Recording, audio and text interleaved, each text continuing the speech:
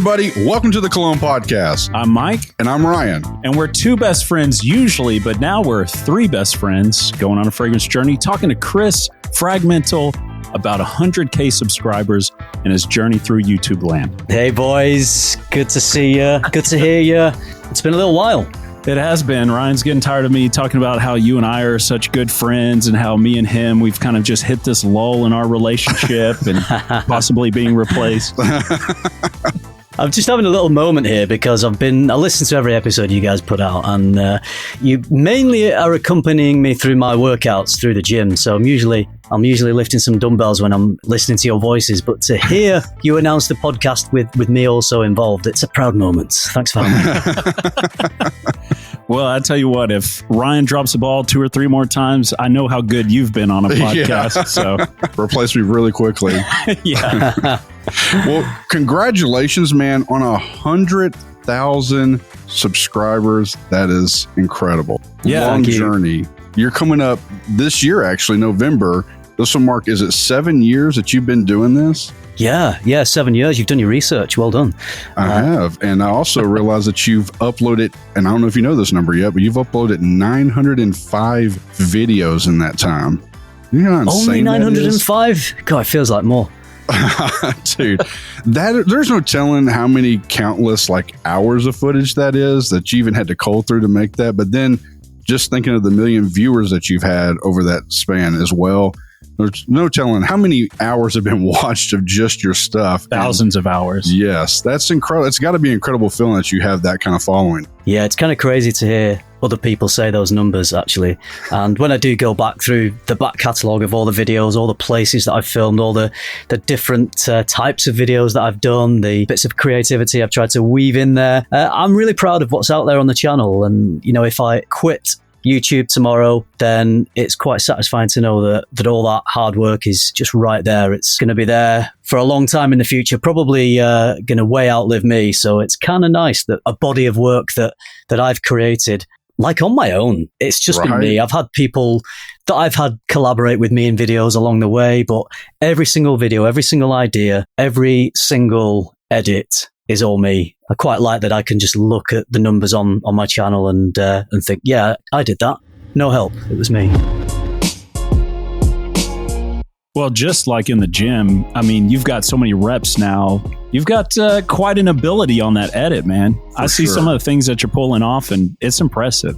Well, cheers, Mike. One of the things, I mean, you asked me to sort of think about some of the best experiences that I've had, some of my favorite moments, and one of them is learning how to edit. I could edit okay, I think, before I started the channel, but editing pretty much literally every day for 7 years, I feel like I've learned a lot about comic timing, about how to tell the story, about which breath needs to be lost there and what second needs to be trimmed there to make that little moment of comedy land. So it's been a real journey to learn the edit, but it's something I enjoy. I just enjoy being creative. I did a few little editing things before I started the YouTube channel, but this really allowed me to really go at it and hopefully become a decent editor. Well, and you script too, right? A lot of these, you have an idea or a good amount of script laid down for what you're gonna kind of say. Yeah, so I've kind of changed things. I started off without any script and I would just wing it in front of the camera. And I think you can tell that on those earlier videos. You can see that I'm rambling a bit and they're not as tight. I wanted to become more concise with what I was saying in the videos. I wanted the moments of humor to really work. So some of those have to be written. Some of those come naturally in the moment. And even if I write a script for a video, it's sort of a guiding point. I don't always stick rigidly to it. Something may just pop into my head, and so I'm ready to go and freewheel with something if a thought comes to me. So it is scripted, but not rigidly scripted. But recently, I've been feeling like for some reason I've got less and less time, and it would take me a whole morning or an afternoon, so half a day really, to write a script for, say, a top 10 video. And I've just been thinking, surely I know enough about fragrances now after 7 years of doing this to not have to spend half a day writing what I want to say. So I've been experimenting in the last kind of month or so with making a few very small notes about about notes and in the fragrances and maybe a couple of words about, what I want to say about that scent. But other than that, I've been trying to do them non-scripted, and I've been enjoying it because it feels a little more natural and I get them done quicker. Like my record time's more like 30 minutes per video rather than, 60 minutes plus per video. Yeah. Because if I'm trying to remember words, I've got to remember them in sections. So each section, I'm trying to learn the next section. So there's big pauses in the video. I'll just leave the camera rolling when I'm doing it. But I'm trying to keep it fresh. I'm just keeping myself interested, and I keep trying new things, because if I don't, then I think it'll just get stale for me, and then I really won't enjoy it. I mean, you never come across scripted. So I do want to clarify. I know from working with you on the stuff we did in Milan a few times that you had the script, but it just never feels that way. But I feel like you do take advantage of every little moment to throw something kind of funny in there. You have a little pun or a little joke, and you can tell that takes at least the reps or the effort or the script to be able to wedge those in properly and keep it still flowing. And it's a lot to be commended. Yeah. Thank you, Matt. I'd like to also just add to this. We were talking about it before. I was just hopefully you don't get offended here, but I kind of consider you kind of like the godfather of the YouTube fragrance community. You put the most effort into everything. Comparatively, I don't see anybody that's put as much effort into their videos as you. They're entertaining because it's fragrances, right? And we are enjoying them, but you do make it very digestible and it's very entertaining. You're not afraid to make a little fun of yourself, be a character, and it just brings everything to life. And man, I thoroughly enjoy watching them. And I just have to commend that all that hard work, all that repetition has paid off. Your edits are great. The videos are awesome. I still watch them to this day. Probably one of the only few that I actually watch. That's true. Yeah. And it's just because it's fun. You have kept it fresh. So commend you on that. It's really nice to hear. Thanks, Ryan. The effort sometimes doesn't translate into views. Yeah, there's not always a direct correlation there. Sometimes the minimal amount of effort can just be enough. It can get you the views. As an example, this summer, I went to Portugal on a family holiday, family vacation, and I decided I like to use the nice places that I am, the nice locations, to create something that is visually very different from what anyone else is doing. I don't need to do that because it doesn't get me any more views. I like to do that. Artistically, creatively fulfills me, and I need to keep myself fulfilled to enjoy doing the content. But the example was that I decided to shoot 2 videos whilst I was there. One of them was the Armagh comparison between Milestone and Creed's Milsim Imperial. Oh, yeah, I would love that one. That was probably my most ambitious video yet, I would say, in terms of, the editing and the story and the script that I wrote for that and the locations I filmed in. So that took about a week to film, and then it took about 2 to 3 weeks to edit. Wow. So that took pretty gargantuan effort. Yeah. And the other video I filmed while I was there was one that I shot on my iPhone. It was 5 awesome fresh summer fragrances or some bollocks like that. And it took me an hour to film and probably an hour or less to edit. And that has done twice the amount of views. Jesus. It's the way it goes, right? That's on about 20,000. And I think the one that took the massive effort is on about 10,000. Wow. But yeah, that's the way it goes. See, and that's the thing when I think about you and those that comparison video with the melons and stuff, the whole thing, man. Just kudos on that because that was so great. I kind of entertained myself while I was coming up with those ideas and when I was shooting it, just in the one shot where the stuff's hitting me in the face, it was my kids just throwing wet, juicy watermelon, slamming it into my face in slow motion, and they just love it. They're like, Daddy does a job where he gets me to whiz watermelon at him in the face, and the more I throw and the harder it hits and splats on him, the better. I love my dad's job. So great, it was. I'm so glad that I did that video. And when I embark on those big projects, I've got to make peace before I upload them. I've got to make peace with potentially accepting that they're not going to get the views that the effort deserves. You're not always going to be rewarded with the views, but those videos, I think, well, I kind of do those for myself. And you see it in Hollywood, don't you? You see big actors, they'll do one for them and one for the studio, and the big studio film gives them the payday, and then the personal smaller project creatively fulfills them. So I just kind of look at my channel like that, really, just a nice mix of both things. Yeah, you do well at balancing that out, because I feel like you have kind of what you'd expect from a fragrance channel, that type of content that keeps it going and keeps, new eyes coming to the channel and stuff like that. Obviously, with your growth, you're doing well at that. But then you do have these little passion pieces that you make that are just a real joy to watch. We oftentimes will come into the studio and that's the first thing we're talking about is this video that you did, So it's great because it actually, like Ryan said, it keeps us watching fragrance content, because a lot of it just gets so redundant after a while. But pieces like that, we really do enjoy. So yeah, I've always thought that I want people to, when they click on one of my videos, to not know what they're getting, whether they're going to get stupid Chris doing some weird performance or just a regular top 10 video. But you hear a lot of people talk about YouTube videos. This is what's quite challenging, really, and this is why I try to get the balance. That we get a lot of criticism, you fragrance YouTubers, that he's pandering to the algorithm, which is basically where the views are. So that's what people want. But you get criticized for just pumping out, it's another top 10 video. You featured that fragrance in your autumn list last year. It's, we've seen all these videos before. It's boring content. So you try and do something different. You try and think out of the box and bring something fresh into the space, and people don't want to watch it as much. So you get criticized for doing the same old thing, but when you try and break that mold and do something that isn't the same old thing, then not as many people want to watch it. So you can see why people just always do the same old thing, because why put the effort into doing something that's harder for less views and ultimately less money? I do it because I think I may have quit doing YouTube quite a few years ago if I wasn't doing stuff that creatively fulfilled me. So it's a lot of that is for myself, and that's fine if it doesn't get the views. But I've learned something and enjoy, and I'm proud of the piece of work I've put out there. Then I'm okay with that. Yeah, that kind of brings us to. Sorry, no, go ahead. You ask it. We were kind of talking about that before we jumped on here. We were wondering, and because if you go back to our catalog, you'll see plenty of times where we're shutting this some bitch down. We're quitting.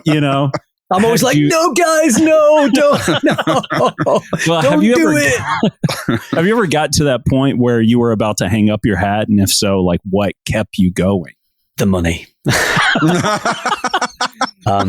Yeah, I mean, that's an honest answer, actually, because when you create a YouTube channel, you've probably got another job and you're just doing it on the side. But I worked in a gym. I was a personal trainer for 11 years. And I always said, if I ever get to the point where I can make YouTube earn me as much or more money than what I'm earning as a personal trainer, then I'm going to go and make videos for my job. Because why not? Because I can be my own boss. And I remember the day I reached that tipping point where the wages came in that month and I earned more from YouTube than I did from the gym. And I wrote my resignation letter and marched it down to the office and proudly stated, I'm going to be a YouTuber now. And it was an amazing... Next month it did nothing. Yeah. But I had to make a commitment that I was going to give it my best shot. That if I was going to... Because I've got food to put on the table for my kids.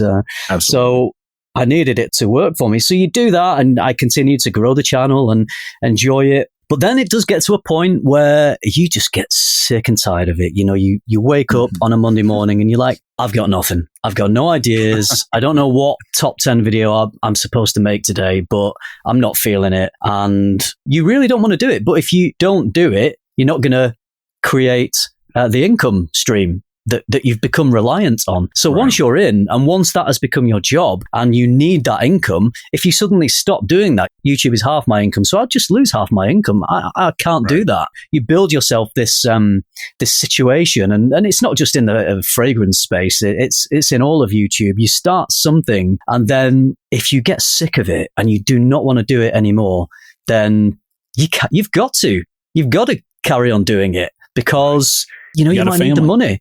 So that's why I try to do things that keep me interested, because if I didn't, then it would be harder to get out of bed and turn the camera on and talk about frags nearly every day of my life.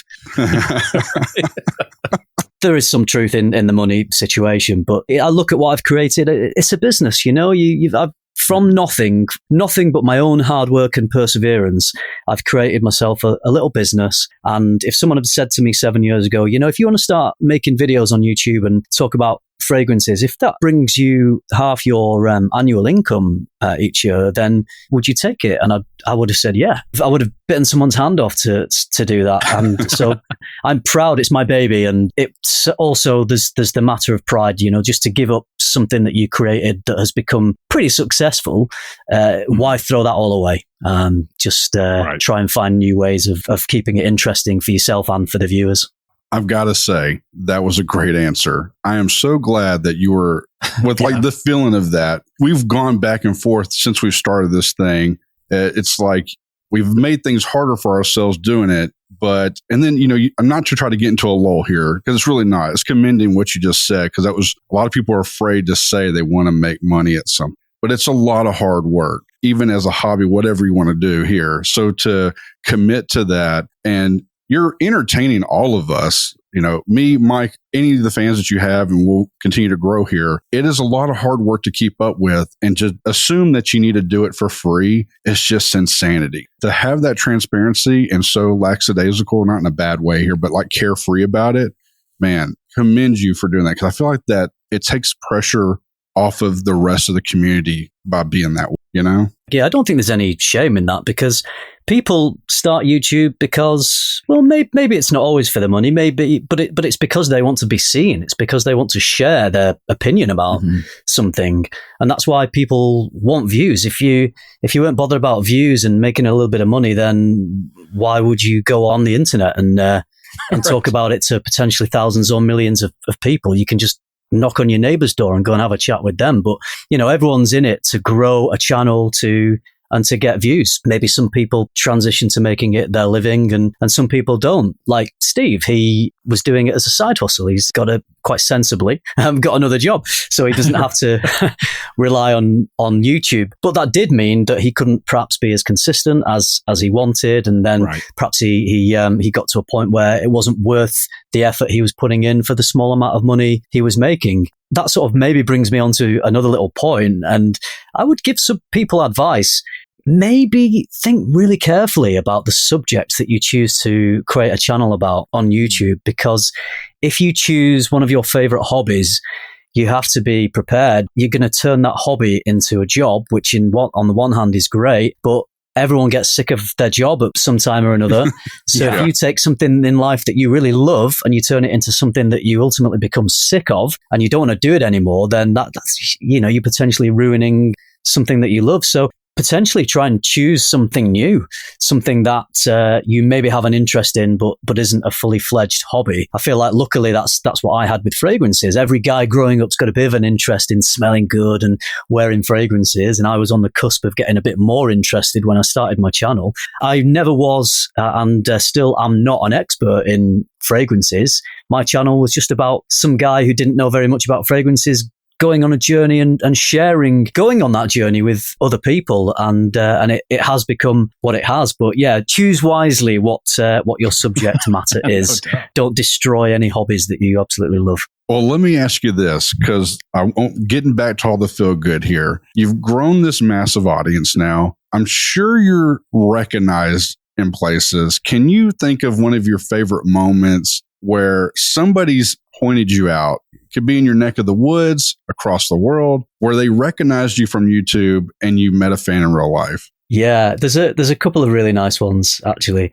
Obviously, going to Essence, that's a place where I'm bound, when on the day the public come in, a few are bound to recognize me. And that's great, because you don't often meet people face to face who tell you that they enjoy what you do. And so that's always lovely. And I've always got a lot of time for people who want to chat. There was one time when I was in a local supermarket to where I live. It was a Sainsbury's.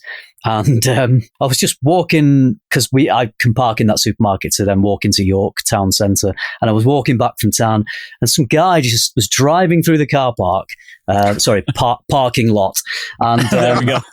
And he wound the window down, and he didn't stop the car. He just wound his window down, shoved his arm out the window, gave me a thumbs up and went, "Frag-Mental, just watch your latest video. Brilliant." And then he drove off. That was it.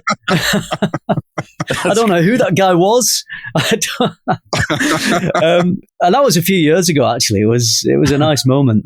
And then there was another cool one. I was visiting Venice last year with my family, and we were just sitting outside in this gorgeous little square eating a pizza, and this guy comes up to me as we were leaving our table, and he said, "Oh, Frag-Mental, can I just say that I love your channel, I love your videos." I was like, "Hey man, thanks, great, yeah, good to meet you." I always like to ask them their name and ask them what they're wearing and what their favorite scent is, because it's something, it's rather than just taking the lovely words that they want to give to me, it's nice to just turn it on them and have a little bit of a two-way, make it a two-way thing rather than them saying, "Oh, I love you, man," because there's a little bit of feeling uncomfortable with that. So if you can turn it into a bit of a conversation. And then he said, "Can I have a picture with you?" And he gave his phone to my wife, and she took a picture of us. And I was like, wow, it's like I've come to Italy and people are recognizing me from the video. So it's always nice to meet people out in the public. It doesn't happen that much, but every now and then someone will come up to me, or sometimes people don't even come up to me, and then I just get a comment on the YouTube video, and they'll say, oh, you walked past me in the street the other day, and I just wanted to say, I didn't stop to say hi. I didn't know what to say, but I just wanted to let you know. I'm like, right, yeah. Well, a lot of people walked past me that day, so I guess you're not one of them, but thanks for letting me know. That's funny. Well, you would have been recognized in Texas as well, because my doctor's son is into fragrances, and he was showing his dad, my doctor, fragrance videos, and one of them was yours from Milan, and I was in it, and he goes, "It's my patient in there." He goes, "Are you sure, Dad?" And he's like, "Yeah, I noticed the tattoos and the bald head." He's like, that's my patient. That's so funny. So even cool. Even out here, they're watching you. So for sure, yeah. Fragrance is an area that a lot of people have got a bit of an interest in, and I guess that spans the whole world, doesn't it? Absolutely. Well, let me ask you this really quick. You kind of alluded to it prior to here. We were saying congratulations on 100,000 subscribers. You were saying at one time that would be a lot. Is that something you want to expound on now and kind of tell us what you're kind of meaning by that? You always want more. That's just human nature, I think. Agreed. Like when I started my channel, when I hit 100 subscribers, I actually did a little video where I said, here's to 100,000. And in my mind, I was sort of thinking, well, there's a chance, but it's probably unlikely that I'll get to that point. So when I put that video out, I was thinking, man, if I ever make it to 100K, then that's going to be pretty special. I can quit. I'll have earned enough money. I'll have saved a fortune. I can just early retirement. There we go. But as you start to get closer to it, you hit the 50K and you think, oh, maybe there's a chance here. All I got to do is another few years of doing the same thing, and I should get there, because that's the great thing about YouTube. If you're always putting the videos out, you're always growing the channel.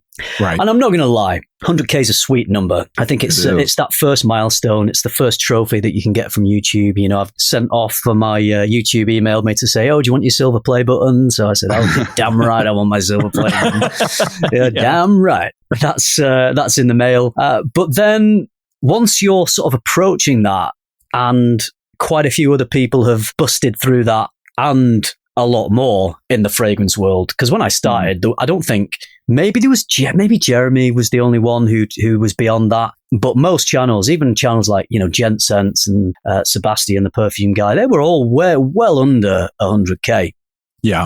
So at one point it was like, wow, if I can get there, that's going to be pretty amazing. And quite a few of these creators that started before me got there a few years ago. So it was just a case of me just plodding along in the background and just hoping to get there one day. And then I did, and you've got it then. But then you're like, well, what next? I'm never going to go for 1 million. I'm not sure I could ever manage to hit numbers like that. So in terms of milestones, that might be it for me, 100K might be the one. It might be the big one, the last big one, really. It's quite sad when you think of it like that, but I just don't think. I can't think of it that way for you. No, I feel like, listen, it's taken me over a couple hundred. Yeah, he's almost half a mil, isn't he? But it's taken me 7 years to get to 100. So I don't think I could get to 1 million before I died. if you do the math. So, well, I was going to ask, does it generally do like once you got the first 10,000, it was easier to get the 20,000, and once you got that, it was easier to get to like 40,000? Did it escalate like that for you? It does, yeah, it does a little bit. I think for some it's more. For me, it's kind of exponential. So I remember I think it took just under 4 years to get to 50K, but then just over 3 years to do that next 50K. So it didn't speed up massively, but it did speed up a little bit. I was watching a YouTube channel. It's not fragrance related. Guy called Potato Jet. He does cameras and tech stuff. Oh yeah, we follow him. Oh yeah. Oh yeah, great. I love his channel. And he recently hit 1 million subscribers, and he did a video to commemorate this and thank everybody. And he said in the video, he said, it's been a long, hard journey. It's been a slow journey. I've been doing this for 3 years, and I'm only just hitting 1 million. So many other people have got there before me and gone way beyond. But, it's still nice to get there. And I'm thinking, man, I've been doing this for probably double the amount of time you have, and I'm only on 100, but it's all relative, isn't it? For me, 100 is great. For him, 1 million is great, but he felt for him to get to 1 million, it was a slow plod. Right. Whereas, for half the time. What am I then if his was a slow plod? Well, I think this is like the stereotypical journey versus the mountain peak sort of a thing, right? Where it's like, it's really more about, as Miley Cyrus says, the climb. It's not necessarily where you came from, where you're going, but it's that journey in between that's full of all the fun and the excitement. Because once you kind of get to the peak, it's just a moment there.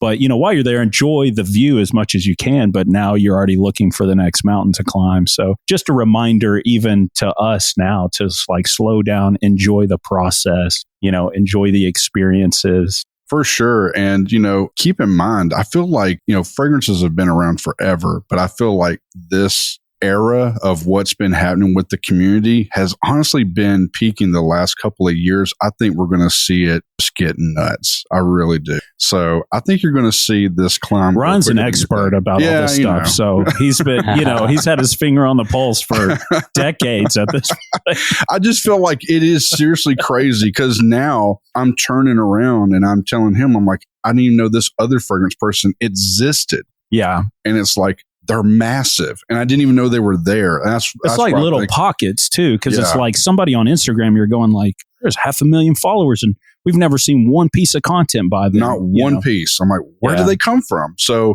I do think we're fixing to see even more growth in this sector, if you will. And Jeremy Fragrance was on Vice on one of their videos. Good Lord. Following him around the streets. Well, you know what, guys? I am enjoying the view. I couldn't think of a better view than staring at two Texans in front of me right now. It's a beautiful sight. Well, just so you know, I'll put you on the spot here. You are always welcome if you can figure out how to get here. We have a place to sleep. We have a refrigerator. We have a kitchen. So come here one day. Have you a little week or so. Creeping him out. First you're calling him the Godfather. Now you're like asking him to come sleep in your bed. Which, by the way, it didn't start out as Godfather. I was like, Ryan, maybe you should say Godfather instead. He was calling you the Frag Daddy for the longest time. I was like, so stop calling him Daddy. That just it's getting weird. Yeah, well, that's kind of cool though that you think of it like that, Ryan. Because when I started, there was Gent Sense was doing it. We had Max 40, obviously. Jeremy. There was. I'm probably going to name some channels that you'd never even heard of now. I think they quit before you even got into the fragrance world. But Timmy from Imagine Sense, of course, George the Fragrance Apprentice was putting out a lot more videos. So. I felt like I was coming to the party a little late. But when I look at how it's sort of blown up now and there's so many channels and so many people, maybe I was still kind of on the early side of things. I was one of the first few to really start going at it with the view to growing the channel, to making it a nice little business for myself. And I've seen people fall along the way. There's been many channels come and gone, but there are a lot of channels cropping up. But I think because of that now, unfortunately, people start a new channel. It's quite difficult for them to get traction and grow because it has become much more saturated. I think I was lucky at the time that I got in. I think there was 2 or 3 other people in the UK doing it like consistently and seriously. Mr. Smelly, Peter, Fragrance View. But now there's so many people doing it that it must be hard to grow. Well, along your way, I know you smelled, God, you probably couldn't even count how many fragrances you've smelled. But what's been one fragrance, should we say this year? Or sure. Yeah. What's something this year, it's kind of celebrating this 100,000? What's a fragrance that's really surprised you and maybe even changed your taste in fragrances a little bit this year? Ooh, changed my taste in fragrances. Let me think. What has blown me away? What have I really enjoyed this year? Well, the fragrance, I'm not sure it's changed my taste, but the fragrance I'm wearing right now is the latest from Kilian. I think you've smelled it. Oh yeah. It's old fashioned, and I knew that was going to catch your attention. You got the dry down on. There you go. There. Yeah, I love a boozy fragrance. I love the Kilian brand, and when I saw, I love an old fashioned, and when I saw that was getting released, I thought that's going to be something that if they get it right, it's going to be a banger, and it is. It's a hell of a scent. I'm really enjoying it. I'm going to be. I think it's probably going to be my signature scent for this coming autumn. Anyway, but I thought they did a great job with it. I think it's Angel Share was lovely, fantastic, but this one is even better. I think Angel Share was a little sweeter, perhaps a little more sickly sweet, more gourmand. This is more refined. It's classier, and I got it around the time that I hit 100K. So I'm thinking I'm tying it all into that. That's sort of my celebration fragrance. So I bought myself a bottle of Old Fashioned to celebrate, and I'm glad I did because I'm bloody loving it.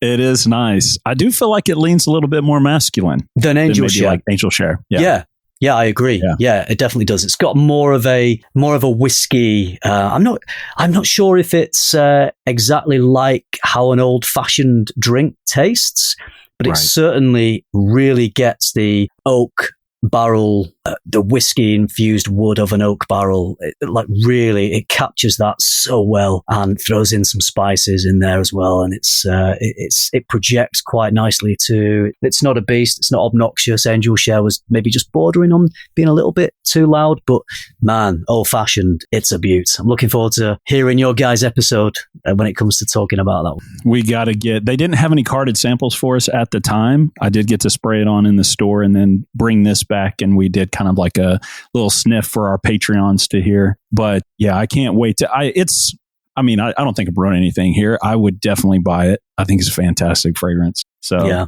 probably my favorite release of this year. I would say of all the new ones I've tried this year, I think probably this one is my favorite. Were you shocked a little bit by the Versace Eros Energy one at all?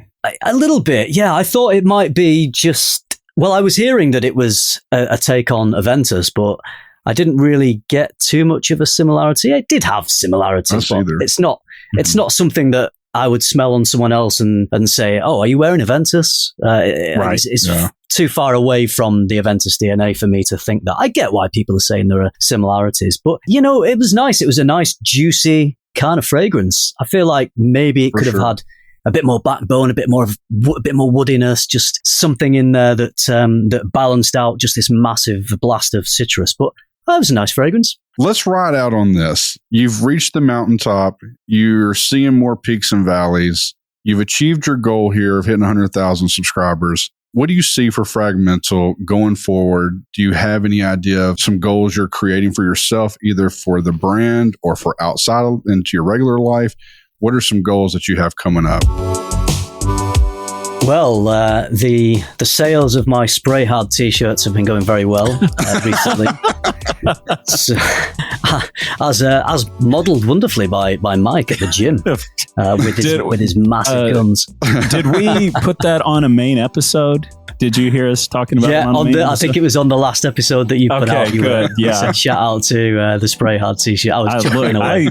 I can't pitch it hard enough. That is probably my favorite t-shirt in my collection. Literally, we were going through your YouTube channel that day looking at stuff, and we saw that you had like a shop to buy shirts and stuff. And we were scrolling through them. And the moment he saw that, he's like, I've got to get that. He pulled his phone out and literally that second bought it. Immediately bought it. Impulsive buy, but it's one that I'm very proud of. And he wears it a lot around here. Yeah. Well, when my phone pinged and that t-shirt got its first sale, I was like, yes, some dumb fucker bought it. And Mike, I think you can be very proud that you're the one person in the world that owns the Spray Hard Frag-Mental t-shirt. My gosh, that's amazing. I'm absolutely proud to own it for sure. Next time y'all cross paths, he's going to have to bring it with him and get it autographed. Oh God, yeah, I should and take a picture with you while wearing the shirt. Yeah. Well, did I tell you the idea that me and Ryan were joking around about? We wanted to do like a Spray Hard with a Vengeance or something like that. Yeah. Where we basically did, like Die Hard 2 or 3 or something like that, and made that a t-shirt as well with obviously your well wishes behind it. I could wear that one. I loved the design. I was really proud of the design I made on that. Like, it's all a bit of tongue in cheek. Obviously, it's a bit of comedy, but I was like, it came together really nicely. But I thought, I can never wear that. I can never walk around with a t-shirt of my own head on it. What kind of person would I be if I did that? So I'm glad that you're getting some wear out of it, Mike. But if you two did one, absolutely, I could wear the shit out of that. Hell yeah. Look, I'm not going to lie. I'm a very introverted person, but I do have a shirt from my childhood that I went to Ripley's, believe it or not, back in the day. They have it's like a fake museum, if you will. I don't know why I say fake, but they had a part where you could stand in front of a green screen and take a picture, but you could choose the shirt designs and they would put your likeness on the shirt. And there's one with all these super hot 90s models, like in swimsuits, hanging off this bodybuilder. And I purposely am like making sure I'm looking at one. and it says too hot to handle on it and everything. And when I was in really good shape, I was not afraid to wear that all the time. Amazing. Oh, do you still have it? I absolutely do. See, that's the difference between you, Chris, and Ryan. Is you have scruples and Ryan doesn't. Definitely make a sequel Die Hard Frag t-shirt, boys. I think that'd be great. You're talking about plans for the future. That was a plan at the time. I thought, well, I've got an audience. Shall I try and capitalize on that and make some merch? And even if only a handful of people buy it, it's money that I wouldn't have otherwise had. So why not? Absolutely. It's not really sold very much. I think you bought a t-shirt. I think Steve bought a mug. For his coffee, and I think that's about it. But I gave it a go, but it's not something that really. So I don't think I'll be going. I've not got any grand plans for the merch anytime in the future. I just want to keep the channel going, keep it fresh, and keep enjoying just setting up my camera, turning on my lights, and having a voice that people tune into. You've got to appreciate that, I think it's hard to have people listen to something that you've got to say. I'm not saying that I've got anything massively important to say, but there is an audience there and they tune in and I like it. So I'm going to keep on doing that. I'm going to keep trying to find ways to innovate, to keep it fresh, to try to come up with ideas that, like the Holy Grail video is one where I come up with an idea that is different, it's creative, it fulfills me artistic, but also it hits that damn algorithm as well. So the hard work is rewarded. I'd argue with you, Chris, that you do have something really important to say just because of how different your content is from what everyone else is making. Now, I know that, like you said, you've got to play nice with the algorithm as far as some of these top 10s and stuff like that. But I feel like when you really do pour your heart into something, you can tell it's this passion piece. It's so needed out there because it's content that really is unique among contemporary content creators in this niche, at least. And so I think it's extremely important. Yeah, thanks. And I want to try and keep my integrity. I feel like, it's like walking through a field of landmines, trying to maintain your integrity, sure. Being a YouTuber. There's so many opportunities to mess up, and I've come closer a couple of times. I feel like I've learned how to be me, be true to myself, maintain my integrity, always be honest, about what I'm talking about. That means not always going a slightly more commercial route. That means not accepting a lot of deals. Not the term, I guess, is selling out to just make more money. I could, if I did a sponsored video every time someone offered me the chance to collaborate, then I'd be a lot richer than I am now. But that's not, I don't feel comfortable. I don't enjoy making that type of content because, you're making something that someone else has to then okay, and you're making something that you've been told to make. I'm not saying that these brands will tell you exactly, what to say and they'll let you, but they don't want you to trash it. And sometimes you get yourself in a difficult situation where, and maybe this has happened once or twice, but not for a long time because I've learned how to deal with this.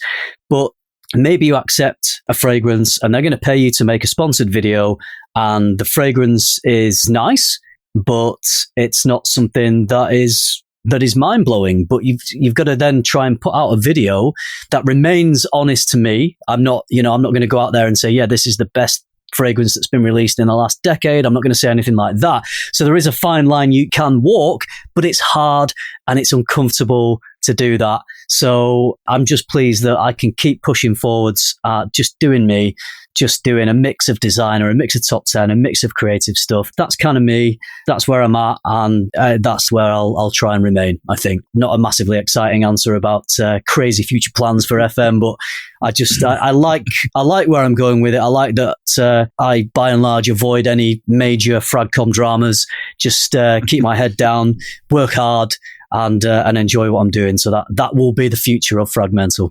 And that's like probably the biggest challenge you've seen along this way anyways, is continuing to be consistent, whether you have the motivation and inspiration or not, to get out there, continue to make great content and just do it over and over and over again. There are some hurdles that come up along the way, but the thing that most people fail at is that they just don't continue in it. Yeah, it's the grind, and sometimes the grind is hard, and you don't want to do it, and those days are tougher.